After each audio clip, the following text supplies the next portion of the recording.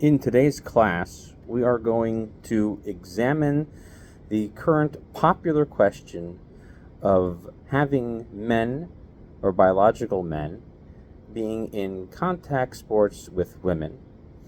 And we are addressing an issue that is actually quite ancient when it comes to contact sports, which is that in order to play this game, one has to assume a little bit of risk of getting hurt. And generally speaking, there are a lot of issues here. I'm going to keep this relatively brief to talk about the contemporary issue of boxers like Imane Khalif, who are being excluded from boxing based on a blood test.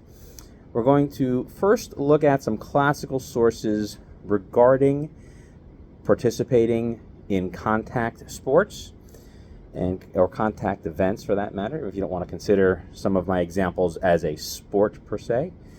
And then we're going to talk a little bit about some of the issues surrounding our current president's executive order limiting access of biological men into women's sports. And we'll look at an interesting case of Imane Khalif with some speculation. Let's first understand how it's possible to engage in an activity whereby you would very likely get injured as a result of participating in that event. So there's a general prohibition in the Torah. You're not allowed to hurt people. Lo sachavol. Okay, you can't hurt each other. Now, a question was posed to Rav Moshe Feinstein quite some time ago. It's found in the section known as Choshen Mishpat. It's volume 1, and the Teshuvah is number 104. And he was actually asked about playing sports in general, and he talks about labor. Certain labors entail certain risks. And most of those laws are found in the Shulchan Aruch, in the Choshen Mishpat section there, 379, where it talks about damaging others. One is not allowed to intentionally hurt somebody, but certain jobs entail certain risk. So you can't assume that when you're injured by somebody else that they were always a negligent party. Sometimes you are willing to engage in the activity because of the fact that there's a possibility of getting injured. So he basically sets up this discussion with a nice framework to understand that there is a reasonable assumption of risk involved in any activity, and this does not preclude sports or playing ball for that case. There are some classic sources that we will discuss, and that will be the extent of our discussion of the issue to kind of understand the classical sources. There is an interesting discussion in the work known as Tosafos. This is in Sukkah 45a. It's at the bottom of the page. He goes off on a tangent talking about the Gemara there is talking about celebrations and people getting hurt in the course of celebrations. So he says it used to be quite common for people of their time to joust at weddings. And by jousting, this was a form of riding on a horse and attacking your opponent with a long spear of some kind.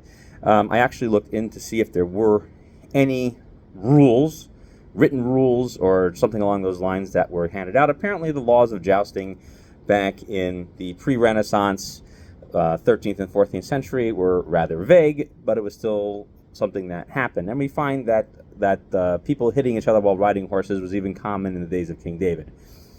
That's enough of that tangent. Let's focus on the fact that he says, or that the author of this Tosafos says, that jousting is permitted because it's during the celebration of a wedding, and you are exempted from torn clothing or injured horses. Okay? So he says that you're basically exempt from that. Now, what about larger injuries? He was very clear that the issues were the clothing and the horse injuries. Okay, so a later contemporary of Tosfos is Rabbeinu Asher, and he's also in that same Gemara over there. He's in chapter 4, and it's the 4th halacha. He quotes the opinion of Tosfos verbatim, and that is to say that he would likely agree. There is a later commentary that would sort of shorten the opinion of the Rosh, known as Piskei HaRosh, written by another author. And it says that this opinion of Rabbeinu Asher, the Rosh, would agree with the Tosfos opinion. However, the Vilna Gaon seems to imply that the Rosh is actually disagreeing with the exemption by jousting. And this Vilna Gaon is in Choshen Mishpat 379, and it's the 25th comment that he makes in there. So there was actually an interesting question posed to the Rosh, which is in his own work on Responsa. And in this Responsa number 101, section 5, the case was at a wedding, a horse injures a mule. Okay, and the Rosh says that, so even though the Gemara talks about injuries at celebrations are exempt, in this case he obligated him to pay the damages for, the owner of the horse to pay the damages for the mule. Okay, so that seems to be a different opinion and a different approach to what would be the acceptance of some limited form of negligence. This was a case of where, even though they were celebrating, they bumped into each other, got hurt, and he said, you're obligated. So the Mordechai, however, who was a 13th century German rabbi, he only quotes the lenient opinion of the Tosafos. He's also in Sukkah as well. He is in number 643, Tufshin Mem Gimel. So the only other opinion is Rashi, and what's interesting about Rashi, which we'll explain here, is that Rashi seems to disagree with this Mishnah and disagrees with Tosfos as well, and he seems to say that people are actually obligated in these things. Now, the Vilna Gaon in that same comment says that this is where the Rosh and Rashi actually agree. Okay, however, he questions if this is authentic, because Rashi should have been quoted by both sources, by both Tosafos and the Rosh, because Rashi was the earliest one. He was the progenitor of all these halachic masters. So why did anybody quote him? So he wonders if this is really written by him, or if it was interpolated later on.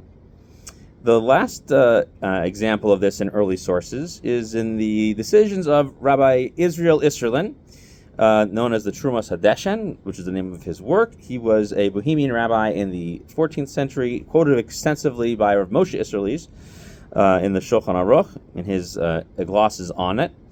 He actually says that a person was responsible for personal injury during the part of the ceremony on Sukkot, where they walk around with Hoshanos. One guy, I guess, was beating somebody else with them and hurt him. So even though we say from this Mishnah that one who hurts somebody else during a celebration is exempt, this is a special rule to protect people, he says, in that case. So it seems that, it really should be somewhat exempt from it. So this seems to be a pretty common theme. I don't want to bog down this discussion over here with explaining the exact details, but one interesting thing to quote out over here will be one opinion that is talking about getting injured, is that the Ramah himself, who brings this down, seems to accept both possibilities of the Rosh and Rav Isserlin, and every situation seems to be quite tenable depending on how you would understand your case. And they actually begin in that time period to discuss wrestling themselves, and you can exempt yourself by forgiving each other, and that seems to be the point that Rav Moshe Feinstein is making in his Teshuvah as well. And so it doesn't matter whether it's intent or not. That you should be, once you make a contract with the other person to participate in the sport, that seems to be just fine. Now let's talk about this issue that's currently facing the world as it is, about who gets to fight in whose sports. So now we understand that there is an idea that people will accept a certain amount of injury in it. This doesn't mean that a person is completely exempt from something that would be grossly negligent. It would be unfathomable that a person would acquiesce to definitely being hurt or very likely being hurt. It wouldn't be fair to them to have to enter into a sporting event where the likelihood of being injured is much greater than they initially expected. So in the case of allowing basically biological males to compete with females, it would seem that females who would object to this would have every right to do so, mostly because of the biological differences in that men with higher testosterone levels are going to produce more mass. And when you get hit with more mass, it's going to hurt more. Now, boxing, for example, is generally, and as well as with wrestling, is generally associated with weight class, but if the other even though the weight is the same, the distribution of muscle to fat is significantly different between men and women.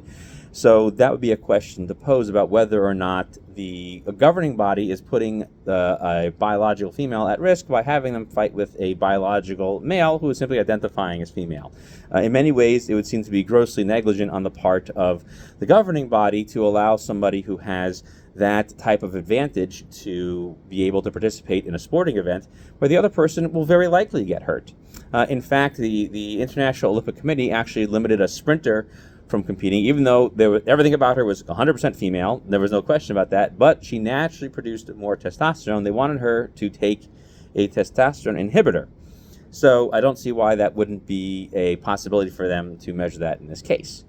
But it seems extremely negligent on the part of organizers to go ahead and allow somebody who is a biological male to go ahead and fight biological females, because it seems like I don't believe that the females themselves would want to fight. And in fact, one woman withdrew from her match in the Olympics this year for asserting that she felt like she was not getting hit by another female. And if that was the case, if she were able to prove that in court, I don't see why that wouldn't apply equally to that case. That if the governing body was negligent and didn't protect her properly, I don't see why that wouldn't be a reasonable lawsuit, even according to Jewish law, and especially in laws across the world, where a lot of these laws of negligence go back for thousands of years.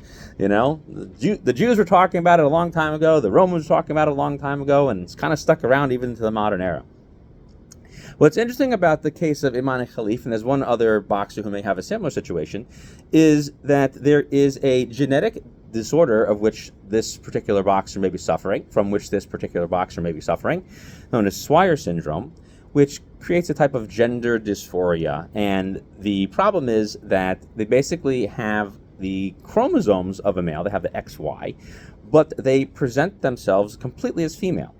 So this is not a new condition. It's actually mentioned in the Gemara. The Gemara calls it an ayalonis. This is a Gemara in Ksubis. It's on 11a, and it's at the very top of the page. What's an ayalonis? A duchronis. All right. What's a duchronis? It's a male ram. Okay. It's called an ayol in Torah language, and is referring to ayol tamim, a perfectly designed and perfectly kept sacrifice that is a male ram. And that is, the idea is that you have a female that basically just doesn't seem to have all of the characteristics of a female. There's certain things missing. And for the most part, they understood that these women who appeared like this, who basically didn't have secondary characteristics of females, were a little bit similar to men, but they were halachically female, meaning if a Jewish man contracted a marriage with the ayalonis, it would be a valid marriage. And unless they were somehow trying to hide the fact that she was an ayalonis, which gets into a little bit of marriage law, a little bit beyond the scope of our discussion, but just to know and to note that an ayalonis was a full female in halakha, and a marriage contract would be valid and binding. So in that case, you would seem to think that it would be reasonable to assume that a person who basically looks mostly female and acts mostly female and talks mostly female, looks like a duck, walks like a duck, talks like a duck type of thing, even in the time of the Talmud, they were aware and had this type of issue to address, and felt it was appropriate to assign female gender to that type of person. In our modern cases, if this is something that the person from which that person is suffering, it would be reasonable to allow them to compete in a female event, because frankly, even under halakha, they'll be recognized as female. The only concern would be a negligence one of whether or not you're allowing somebody who would put your competitors at risk by having them compete would be a serious issue. And in that case, it sounds like that would be the most reasonable explanation for it. To wrap this all up, we went and saw some sources about allowing people to compete in sports where there's a reasonable assumption of risk. However, there's dispute about what's considered reasonable, and just because everybody's having a good time doesn't mean that everybody thinks that the damage they could potentially encounter is reasonable damage.